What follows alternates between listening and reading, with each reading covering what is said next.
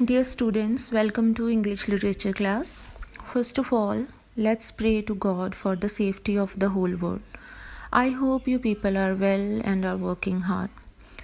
Children, today we will start with the poem The Patriot, written by Robert Browning. This poem, children, is written in a dramatic monologue. In a dramatic monologue, a single person utters the speech, but that person is not the poet himself. The poet actually he speaks through the medium of an imagined character. And here in this poem, that imagined character is the patriot. So, in this poem, through the patriot, Robert Browning has presented us a national hero. The national hero who rose sky high in the estimation in the eyes of his countrymen. But the tide, it turned soon. And same people withdrew their favor and changed their minds when the patriot was accused of some political offense. So, children, when the patriot who was once their hero just a year ago, to whom they have welcomed in a grand way, today the same people, they have started showing their anger, their hatred towards that person as the patriot, he fell on his bad days, his evil days. So the same people, they started humiliating him, they started insulting him. So first of all, we will do the structure of this poem. So this poem, it is having 6 stanzas. Each stanza is of 5 lines, and the rhyming scheme, children, is A, B, A, B, A. A, B, A, B, A. So let's recite the poem stanza wise and explain it. Open your books and listen carefully, as it is a long poem, so we have to maintain a certain speed so that we could finish it in the same video. So in this poem, children, the patriot, he is actually in a mood of retrospection. He is surveying his past, means he's sadly remembering his good old days, right? The first stanza, it was roses, roses all the way, with myrtle mixed in my path like mad. The house roof seemed to heave and sway, the trespass flames, such flags they had a year ago on this very day. First of all, the word roses. Here the word roses, it is used as a metaphor. So use of roses in the first stanza, it symbolizes people's love for that person, people's affection for that person. And roses and myrtle, they also symbolize the victory here, that the person, he has won some victory, and how he is welcomed over here. So the patriot, he is remembering a day when a year ago he was given a very grand welcome when he has arrived in the town. People, they were had thrown, they have roses and myrtle in his path. They have filled his path with roses, right? The house roof seemed to heave and sway. Here in this line, personification is used, right? Personification means to give a human quality to both you can say inanimate and abstract ideas, because how could the roofs heave? Only the living objects can heave and sway, not the non-living, right? But here it is written house roofs seem to heave and sway. So personification, the literary device of personification, is used over here. So it is told that the roofs seem to move here and there because so many people were standing over there. So the church spires, they were decorated with the beautiful flags, children, and thus the speaker, he was he had received a very grand welcome, and he is just remembering that how a year ago he was treated. Next stanza, the air broke into a mist with bells, the old walls rocked with crowd and cries, had I said good folk more, mere noise repels, but give me your son from the yonder skies. They had answers, and afterward what else? So the patriot is telling, this stanza actually is the extension of the first stanza.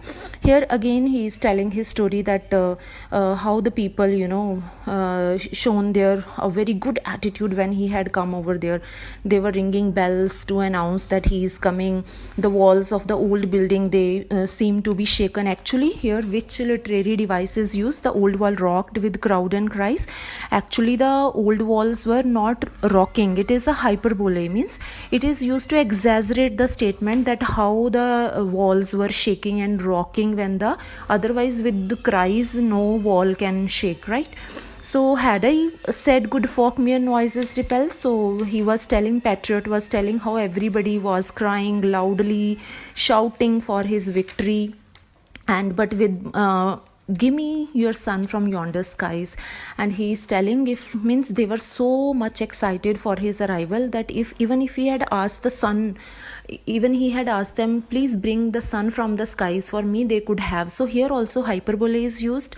The poet again is exaggerating the thing that otherwise nobody could bring sun from the skies, but the poet here is exaggerating using hyperbole over here. Sun from the yonder skies means Patriot was telling the people were so excited at that time that they could have brought sun for him if he would asked for them, and after that they would again ask him. They had answered, and afterwards what else, even after giving him the sun, they would ask him, if you want something else, we can bring that also to you. Third stanza. Alack, it was I who leaped at the sun to give it to my loving friends to keep. Not man could do have I left undone, and you see my harvest, what I reap this very day. Now a year is run.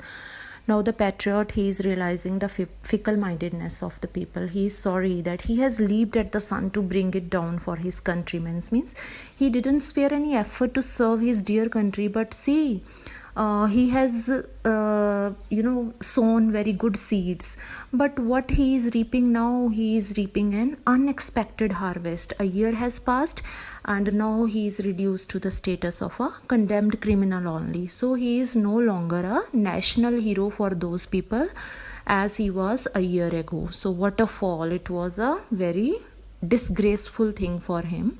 What a sad fall it is.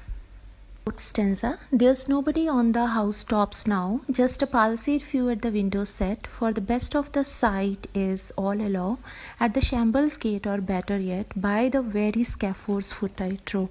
So a year ago, the people, they sat on the housetops to welcome the patriot as he returned to the city, but now the situation has changed. There is nobody on the housetops now, only a few old invalid people who are paralyzed. Actually, they are peeping through the windows. All the able-bodied people, they have gone to the city gate in order to, because they were eager to see his execution. They are eager to be close to the scaffold gate where he would be hanged till death in order to witness the scene of his execution. Everybody had already reached over there. Fifth stanza. I go in the rain and more than needs, a rope cuts both my wrists behind, and I think by the feel my forehead bleeds, for they fling whosoever has a mind stones at me for my years' misdeeds. So here the patriot is telling, which rain, children? It is the rain of stones. The people, they are throwing stones at him when the patriot was being taken for execution. His wrists, they were just, you can say, tied tightly behind his body. He's being treated like a dangerous criminal, as if he were a murderer. But he is only a political prisoner. Therefore, there is no need, to tie his hands in this manner. So even he cannot, touch his forehead to see. Why? Because his hands were tied over there. That's why he was feeling a sensation that something is flowing down from his head as the people were throwing stones at him. For they fling whoever has a mind. Here, children, irony is used in order to convey the meaning, that without seeming too bitter, he wants to tell, the patriot wants to tell that how the attitude of the people, it has changed. The patriot, he had tried to do everything possible for the good of his countrymen, but he has been grossly misunderstood by these people. See, the punishment selected for him is no less than death penalty. So, the hero describes his good deeds as misdeeds. Why? Because after all, the punishment is meant for the misdeeds. Last stanza. Thus I entered and thus I go. In triumphs people have dropped down dead, paid by the world. What does the owe me? God might question, now instead it is God shall repay. I'm safer. So the patriot is telling, thus I entered, how I entered in this city. People were giving me a rousing welcome, and thus I go, how I'm going from here. People are throwing stones at me. In triumphs people have dropped down dead. He is telling, I am actually have triumphed over these people. I have win the situation because these people, they have, not realized my worth, right? So that's why I'm dying in triumphs, in excess of joy, you can say. Sometimes people fall down dead. So I am also falling down dead because of excess of joy, because in his mind, the patriot was knowing that he has done nothing wrong, and he was having this intuition that he would be, as this world has not paid him, he was having faith in divine justice. He is sure that he would get better reward in the heaven. So that's why the patriot, he was a great optimistic person. He looks on the brighter side of the things, right? He was passing through the darkest phase of the thing, but still he was not bitter. He was not angry, with these people. He was thinking that, okay, these people have denied him with his due credit. So if he has not received reward over here, God would have, he was thinking God would really bless him. He would reward him. So he would be rewarded from the hands of God.